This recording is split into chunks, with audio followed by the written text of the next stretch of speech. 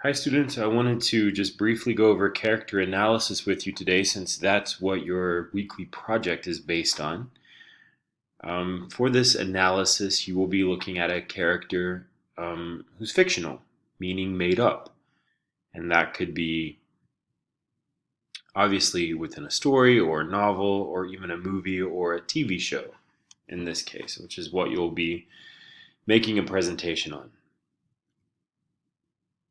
So, when we analyze characters, it really comes down to the ability of the writer to develop specific types of characters in a literary work, which is we just talked about plays, novels, poems, even, or the script for a TV show. In this case, for this week's assignment, the ability for the reader to look into clues that the author provides is a key element of literary analysis, and that is characterization. What makes this character someone we root for, someone we're afraid of, someone we're longing to understand more about, someone who fascinates us or makes us laugh? You'll see down here at the bottom I have Miss Havisham from Charles Dickens' Great Expectations. She was a jilted bride and never got over that. She stopped all the clocks in her house and wore her wedding dress around a rotting mansion in his work, his novel, which is later adapted into a film. Then we have Celie from The Color Purple, which Whoopi Goldberg won an Academy Award for in, I believe, 1984 or 85. But it was based on the novel by Alice Walker, another memorable character. And then to the right, we have the cast of the sitcom Schitt's Creek on Netflix. Again, wonderful, memorable characters. But what makes them so memorable? That's what we're looking at today when we analyze a character. So, how do we do that? How do we analyze a character? Well, you know that analysis means to break something down into smaller parts and to interpret it for the reader. So you're deconstructing and interpreting information that the author or the writer gives you about these characters' motivations. What makes them tick? If you think about, I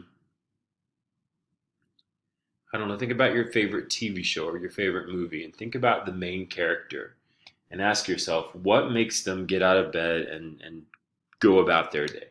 That would be their motivation, and that's a very telling factor when we're analyzing characters. Motivation is everything. It can lead them down a straight path, or it can save the day, depending on what their motivation is and what kind of character they are. But motivation is important when we're looking at characters and trying to analyze who they are. Actions are also important. Just as in real life, we say, I base my judgment on you based on what you do, not what you say. So actions are incredibly important when we're looking at character analysis and what makes a character tick. Their actions might be in contrast to their words, or they might be in sync. But we need to individually look at their actions in order to properly analyze them. Also, and this is true more so in works of prose and written fiction than in movies or TV shows, but in that type of fiction, when the written word, we're able to get into a character's thoughts and their feelings and read them on the page, which is something we can't really see unless there's voiceover if we're watching a film or a TV show. But thoughts and feelings can really clue us in to who a character is, as well as words or dialogue. The things that characters say, especially in a sitcom or a funny TV show or movie, a lot of it is very much based on dialogue. So what characters say to one another really informs us of who they are.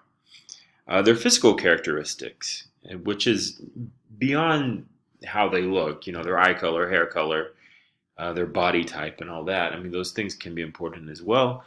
But generally, how a character carries themselves, how they are they shrinking away from the world? Do they have bad posture, or do they walk upright with their chest puffed out? What kind of clothing do they wear? Do they wear glasses? Are they preppy? Are they nerdy? Are they jockish? These physical characteristics, although we're taught not to focus on them so much in real life, in fiction, and in TV shows, and in movies, and in stage plays, uh, these physical characteristics give us an enormous amount of information about a character. That's why TV shows and movies have whole wardrobe departments and makeup crews to kind of, in their own way, tell us a story about these people. And then names are also important. Think of a character with the name Faith or the name Trouble. Anything like that. Names are important, just like the titles of stories and TV shows and episodes and chapters are important as well. So a lot of times you can look up names online and get them, you find a meaning behind them, and you'll see that names of characters are very intentionally chosen. Um, Sometimes, not always. Sometimes it's just a sort of quick, um, easy to pronounce name that the writer comes up with. But especially in fiction, names carry a lot of importance and meaning. So names are important. You want to look at those when analyzing characters. Another thing to look at is the type of character that you're analyzing. There are several different categories here that a character can fall into, including protagonist. That would be the main character, the hero. Sometimes, not always. Sometimes it's an anti-hero. If you remember the show Breaking Bad, the main character there, Walter White, I believe was his name, doesn't end up being the greatest guy on earth by the end of that series. So he's a bit more of an anti hero. Same thing with Tony Soprano from The Sopranos. But the protagonist is the main person we're following in a TV show or novel or short story. An antagonist often gets confused with villain. They're two different character types. An antagonist is just someone who is opposing the protagonist. What they want is in opposition to what the protagonist wants, and these can be very well-rounded characters. But if you don't have conflict in a story, you don't have much friction there, or much excitement, or much reason for watching or reading. So an antagonist is a very effective way to go about creating conflict and bumping up against a protagonist. A villain, on the other hand, is just an outright bad guy. Um, and they're more common in movies and TV shows than in literary fiction, I would say. But even all types of fiction have a villain at some point um, in certain selections. So villains are the bad guy, the evil one, and they're not particularly rounded or they don't change much, but they're there as, again, to provide conflict for the main character, the protagonist, but their aims are not righteous. We have major characters and minor characters. That's kind of self-evident. Just how often they appear in the work of fiction or on the stage or in the TV show or movie. Dynamic characters. This is an important concept. Dynamic characters change. They're not the same person at the beginning of the movie or the book or the TV show as they are at the end of it. They're constantly evolving and they're growing and they're learning more about themselves. On the other hand, static characters just stay the same. They're in a state of stasis. They're just there. They're not moving. They're not learning. They're not growing. They perform an important function in the work, but they themselves don't really change so much. We also have stereotypes, which are exactly what you would think. Just a character that's a jock or a nerd or a cheerleader. They're not particularly interesting. They don't surprise us in any way. They're just kind of stock characters that are needed for whatever reason, but don't really have much to do in and of themselves. foils are sometimes confused with antagonists or villains, but foils are just, they provide a kind of opposite of generally the protagonist or some other major character in the work. And that's just so the protagonist or the major characters stick out more. So if you think of any TV show or movie or book that you really like, generally there's a character who's quite opposite to the main character or the other characters. One character might be incredibly buttoned down and conservative and by the book and a stickler, whereas the other character might be, more type B, more laid back, more unconventional, a bit of a hippie maybe.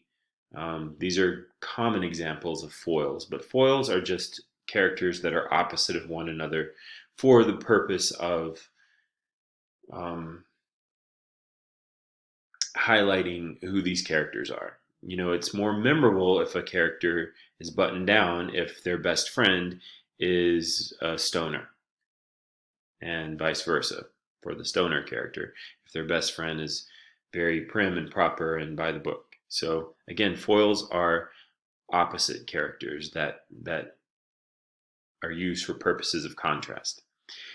And then we get to three-dimensional characters, which are complex characters. Usually protagonists and main characters and major characters are somewhat dimensional, meaning they have a variety of thoughts and feelings and expressions and ways of communicating. They're not just one character all the time. There are layers there, and there's some depth and some nuance that's just not there in a stereotypical character or someone who's very flat. And speaking of flat, flat is another type of character. It's just a character that isn't dynamic. So if the character doesn't change, if they're always the same, if they're there to highlight another character, but they themselves don't really do much, that would be considered a flat character. So these are just different types of characters that we encounter in fiction. And it's important to look at these when you're analyzing a character. So for this week, you're going to analyze a character from the sitcom Arrested Development, which is available on Netflix, and you're going to use this verbiage to make a presentation about the character. So all of the instructions are in the instructions document for this project. And that's it. If you have any questions, please email me. If not, then I look forward to looking at your presentation soon.